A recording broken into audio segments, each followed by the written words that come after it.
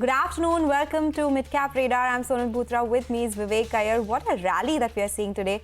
And has come in after those 6 consecutive sessions of selling, and brutal one at that as well. The Nifty up 180 points. We have the mid-caps which are participating in as well. And the big question, of course, still remains what happens in the last 1 hour of trade, because we've seen bigger moves on either sides in that particular period.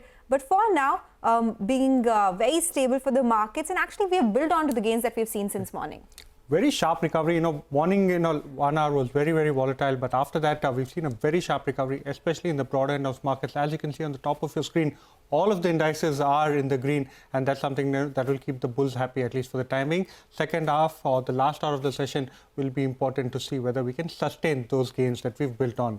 But quite a lot lined up on the show. Let's start off with the top headlines. Stocks see a broad-based bounce with advances significantly outstripping declines. Healthcare, banks and financials are prominent gainers, even as metals and IT drag. Ola Electric has been served a show-cause notice by the Central Consumer Protection Authority from seeking a response in 15 days on the piling customer complaints. The EV maker has been facing customer ire on poor service and problems with refunds. Skipper surges over 11% as Nuvama initiates coverage on the stock with a buy rating and a target price of 650 rupees a share on the back of potential tailwinds from the National Electricity Plan. Power stocks in focus after positive commentary from Nomura. Brokerage firm initiates coverage on Tata Power, saying company may deliver significant EBITDA CAGR of 16% over FY24 to 27. Says JSW Energy could double regenerating capacity by FY27. HEG surges after it acquires 8% stake in competing firm Graphtech International for 248 crore rupees. Management tells CNBC-TV18 that valuations at Graphtech were attractive and they expect H2 margins to be better than H1. Okay, as we've been talking about that big surge that we've seen, it's almost a 200-point gain on the Nifty that we are looking at. The mid-caps are up almost 1,000 points. Banks are contributing to the gains that we are seeing, and the advance decline ratio is in favor of the advances as well. So we are at the day's high across major indices. The advance decline ratio is 3:1 in favor of the advances. And remember, yesterday at this point in time, we were talking about advance decline being at 1:10 in favor of declines. So there is, of course, some reversal that we are seeing. We'll have to see whether that continues or not. So far, a lot of these public sector banks, public sector companies, the CPS index has also recovered sharply. You're right. Some of the defense names too today have bounced back. The PSU sector today has seen quite a bit of a bounce back. Yesterday, you mentioned two things. The first one that we discussed, of course, was the advance decline ratio. Today, that is significantly better. And the volatility index to that too has cooled off quite significantly. And on the back of that, you're seeing the kind of rally. But Hormaz is standing at the wall. He has a list of all the top stocks from the broader end of the markets that are doing quite well in the session. Hormaz, over to you. Well, if you're a bull, the heart that was beating very fast would have calmed down, at least for now. But definitely not a sign of relief yet. But the broader markets are seeing some bit of relief in today's trading session after the sell-off that we have seen over the last 6 trading sessions. So for a change, we start off with gainers after a while from the broader markets. And Paytm now is up 11%. And after this move, the stock has turned positive on a year-to-date basis after a very sharp sell-off earlier in the year. Dixon Tech going from one high to another, now 14,500, 6.5% higher. BSC now at the highest point of the day as well, 9% higher on the stock. And Indian Hotels too having a good day. You just mentioned about PSUs, and they are too staging a comeback in today's session. PFC, REC, HUDCO is at the highest point of the day, 8% higher, as is HAL. One of the beaten down defense names, now 4.5% higher in today's session. The metals are the ones that are seeing some bit of pressure even in this market after an underwhelming news that came in from China. NMDC at one point was down 7%, so slight recovery from there, but still 5% down. Nalco, JSPL and the large cap metal names are also seeing some selling pressure. Some stocks that are doing well on the back of volumes, and they'll come up on your screen. And Saregama, after the clarification, they issued 9.5% higher there. Varun Beverages ahead of the board meeting tomorrow. Aadhar Housing and Adani Energy too gaining on strong volumes. And lastly, stocks that are bucking the trend in today's session on the losing side, barring the metal names. PTC Industries is the one that is down, and Brigade Enterprises and HPCL too seeing a bit of volatile moves in today's session. Back to you guys. Okay, all right. Thank you so much, Hormaz, for joining in as always. So that is the movers list from the broader markets. Let's welcome Shrikant Chauhan from Kotak Securities for a technical check on the market. Shrikant, good afternoon. Thank you so much for joining in. Tell us what are the next levels on the Nifty to watch out for, and also importantly, the stocks that will be in focus. Yeah, good afternoon, Sonal. Good afternoon, Vivek. See, like for Nifty, along with the advance and decline ratio, if we go through with yesterday's lowest level, then today, even though there was like a weakness in world markets and US markets and global markets were not favorable, we saw higher opening. And I'm going to say the market managed to sustain above the previous lows, which is also positive because whenever there is a fall in the market, if we see the market is breaking the previous low, then we can see further more weakness.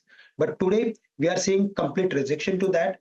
And surprisingly, in the second half, I'm going to say after 12:30, we are seeing some interesting moves in the market. So based on the overall technical formation, I'm of the view that the market is on the verge of giving strong pullback from lower levels to, let's say, around 25,100, 25,200, where the market is having next leg of resistance.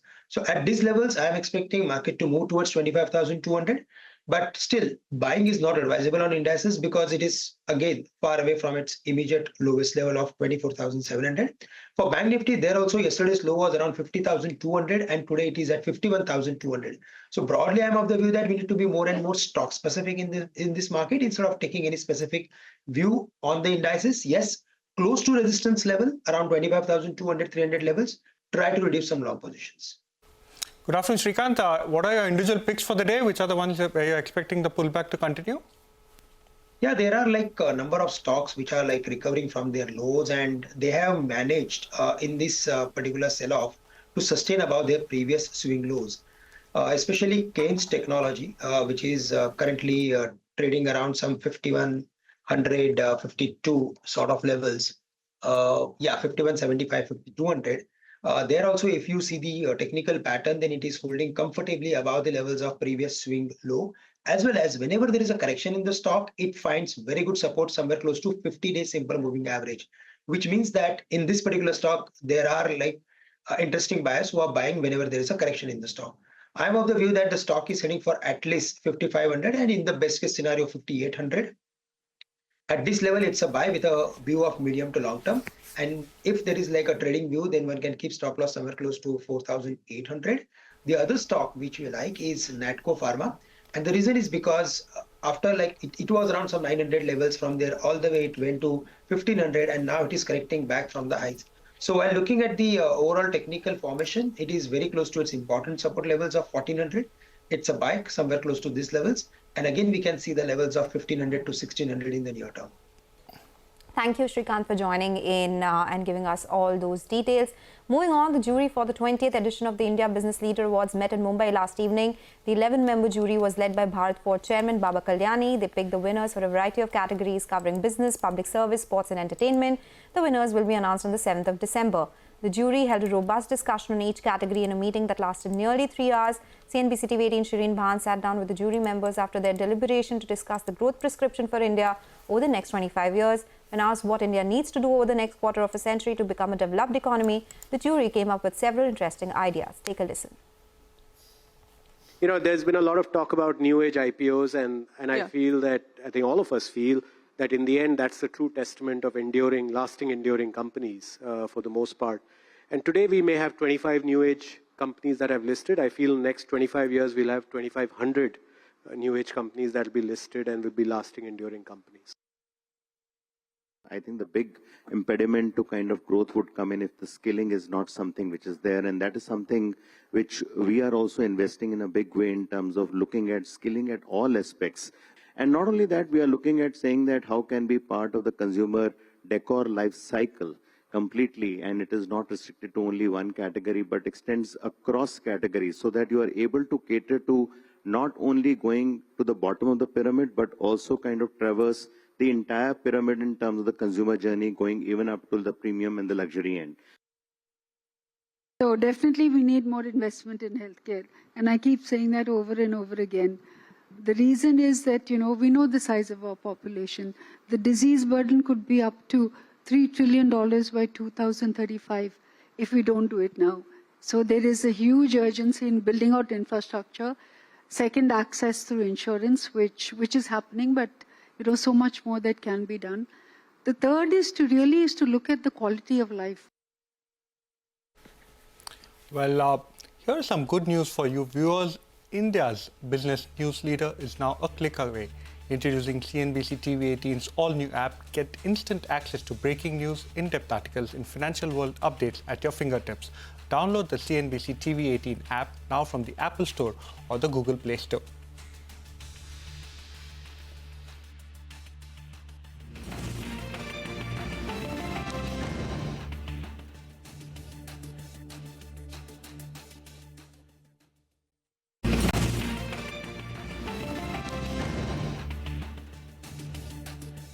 Welcome back to Midcap Radar. Well, the company in focus is Antony Waste Handling.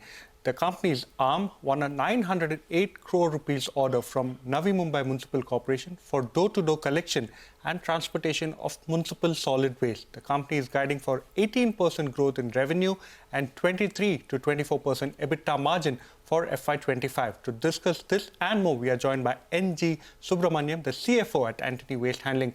Good afternoon, Mr. Subramaniam. Thank you so much for joining us. First up, give us a sense of the order. How is it that the 908 crore order is divided over the next 9 years? And is this a kind of annuity business where you will get an extension as well?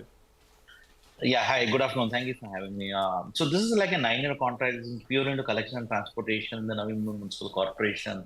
So yes, 908 is a tentatively conservative number to be spread over 9 years.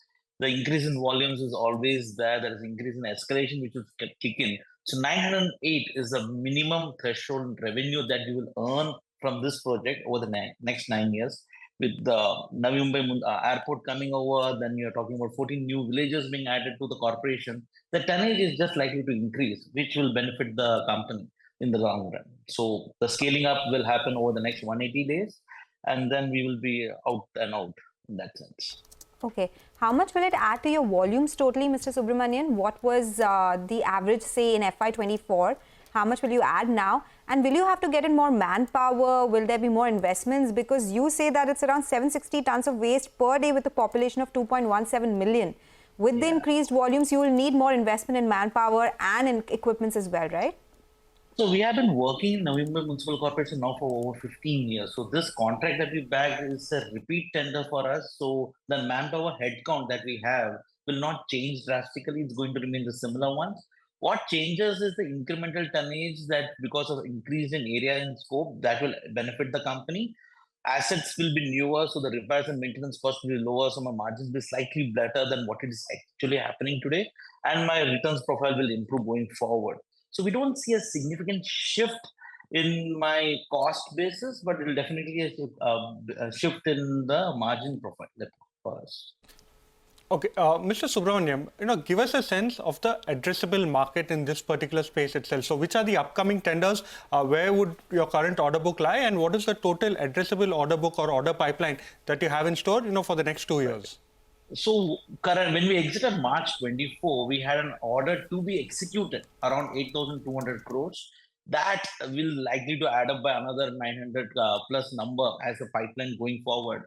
The kind of projects that the company is looking would be in the range of at least 400 to 600 tons per day kind of a segment. And this is spread over either collection and transportation or waste processing.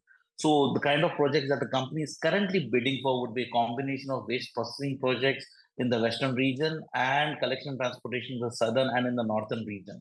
So all these two put together can add, I'm assuming that we bag half of what we are bidding for, will add at least around 2,000 to 2,500 crores over the project order pipeline. Over how many years, or what's the time period you said? So these this would be around in the next 2 years, we will be able to execute and win this project. So that will add to my numbers. Okay, and will it come in?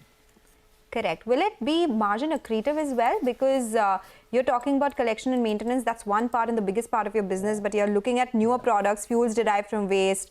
There's potential contribution coming in from there as well. Definitely. All these projects come with a slightly better margin than what we currently have because A, the assets will be fresher, newer, and the rates that are being quoted nowadays are reflective of the current cost patterns. So minimum wage increases, your current fuel prices, the mix of fuels, your shifting to EV vehicles, all are better than what we have been historically using, like a diesel fuel engine. So we will definitely be looking at building on operational efficiency and better margin going forward. And we'll also be spreading ourselves to non-municipal areas which have a better client profile and a better returns ratios.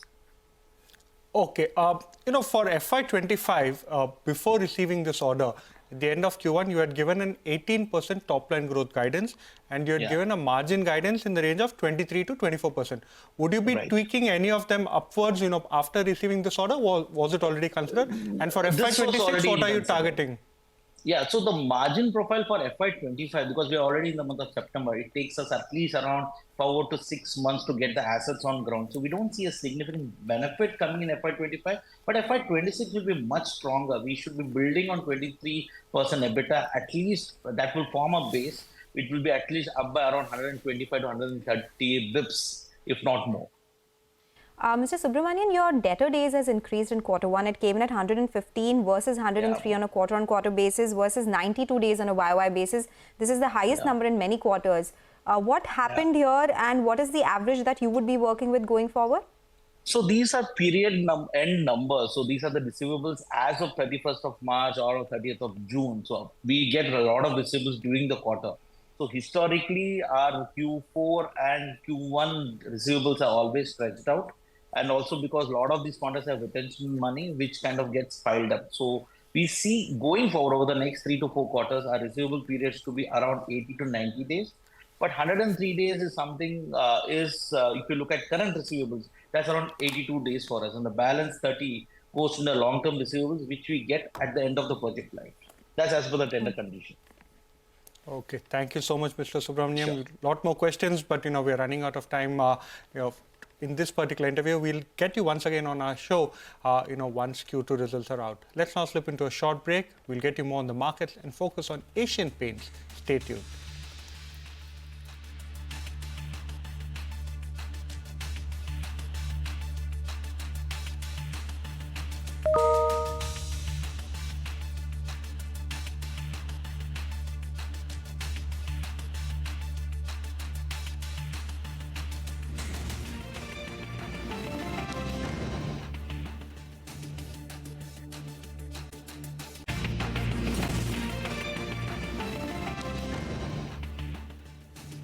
Welcome back to Midcap Radar. Well, on the sidelines of the jury of the 20th edition of the India Business Leaders Award, CNBC-TV18 met up with Asian Paints MD and CEO Amit Singhal, and they said that they would be interested in parts of Axon Noble's business if it's on the block. Also says that the company expects Q3 to be buoyant on the back of a good monsoon as well as a festive season. Listen in. It's too early to say in terms of what model are they looking, in terms of looking at whether they're looking at anything which is a joint venture or is a divestment. We are not very, very clear. But definitely, I think there are certain parts of the business which are very, very interesting in terms of what is there. And as we see it, I think in a large industry with some of the smaller players, there is bound to be some consolidation which is going to happen, which is the trend what we are seeing. So you would be interested? Definitely some parts of it we might be interested, depending on in terms of the overall environment, given the fact that we have a large share. In terms of what we are permitted, we don't know really in terms of it, but I think it depends on the contours of the real divestment in terms of how it takes place. We saw some green shoots with respect to the rural kind of coming up in a little way, but I would say overall, for instance, even if you look at the whole area of B2B, I think that was doing well. The industrial markets were doing pretty okay to that extent. So I think there were definitely shoots, but overall the demand was a little bit suppressed in terms of what we saw to that extent. But we see that as we kind of go ahead, I think given the festive season and given the good monsoons, a great wedding season, I think things are going to change. Looking at third quarter now, a little bit more buoyant in terms of what is there. So I think good hopes pegged on the third quarter. Well, a very interesting conversation there with Asian Paints, and they would be interested in acquiring at least parts of Axon Noble's business. That's a very important development. Axon Noble reacts to that particular interview from CNBC-TV18, as well as Asian Paints too holds out in the green today. But with that, it's all the time we have on this edition of Midcap Radar Mutual Fund Corner. When we return.